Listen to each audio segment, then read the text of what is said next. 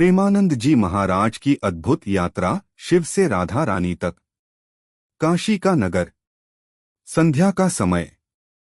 गंगा की लहरें सुनहरी आभा में झिलमिला रही थीं। तुलसी घाट के उस प्राचीन पीपल वृक्ष के नीचे एक युवा साधक गहन ध्यान में लीन था। उसकी सांसें धीमी, नेत्र बंद और हृदय में केवल भोलेनाथ का ध्यान। वह साधक थे प्रेमानंद जी महाराज। शैशवकाल से ही उनका झुकाव शिव की आराधना की ओर था। घंटों, दिनों और कभी कभी हफ्तों तक वे समाधि में रहते, मानो संसार से उनका कोई नाता ही न हो। काशी की गलियों में लोग कहते, यह साधु तो शिव का अपना अंश है, देखो इसकी तन्मयता। लेकिन नेति ने उनके लिए कुछ और ही लिखा था। वह रहस्यमयी आवाज। एक रात गंगा की लहरें अंधकार में रह रहकर तट से टकरा रही थीं। पीपल की शाखाएं मंद पवन में झूम रही थीं। गहन ध्यान में लीन प्रेमानंद जी ने अचानक अपने भीतर एक कंपन महसूस किया। और तभी जैसे आकाश से कोई ध्वनि उतर आई हो। एक मधुर, रहस्यमयी और अलौकिक स्वर। कैसा होगा वृंदावन। यह वाक्य सुनते ही उनकी समाधि भंग हुई। उन्होंने चारों ओर देखा। कोई नहीं था।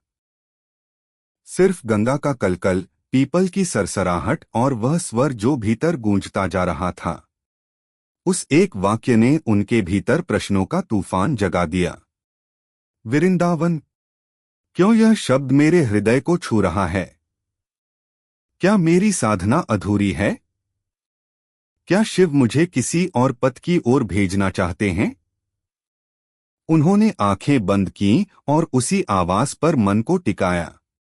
क्षण भर में उनकी आत्मा जैसे किसी और लोक में पहुंच गई। वहां नंदी और कैलाश नहीं थे।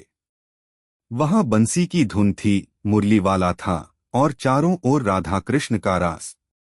प्रेमानंद जी समझ गए, यह कोई भ्रम नहीं था। यह स्वयं शिव का संकेत था। क्योंकि शिव स्वयं सबसे बड़े वैष्णव हैं। उन्होंने ही गोपियों का वेश धारण कर रास में प्रवेश किया था। तो क्या अब वही शिव उन्हें राधाश्याम की ओर बुला रहे हैं?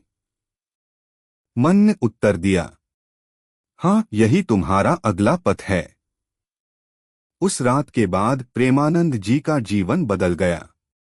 अब उनके जप में सिर्फ ओम नमः शिवाय ही नहीं, बल्कि राधे राधे की मधुर ध्वनि भी गूंजने लगी। काशी के तुलसी घाट पर बैठा वह शिवभक्त अब वृंदावन का साधक बनने को आतुर था। उनका हृदय अब केवल एक ही स्वर में गूंजता, राधे राधे। वृंदावन बुला रहा है। और इसी प्रकार शुरू हुई उनकी अद्भुत यात्रा। शिव की तपस्या से राधा रानी की समर्पण भक्ति तक। यदि आप प्रेमानंद जी महाराज की पूरी जीवन यात्रा, उनके बचपन से लेकर आज तक की घटनाओं, उनकी भक्ति की गहराई और आध्यात्मिक संदेशों को विस्तार से जानना चाहते हैं, तो हमारी नई पुस्तक राधे राधे आपके लिए है। स्वयं प्रेमानंद जी महाराज कहते हैं, महापुरुषों की जीवनी अवश्य पढ़नी चाहिए। तो आज ही अपनी प्रति ऑर्डर करें।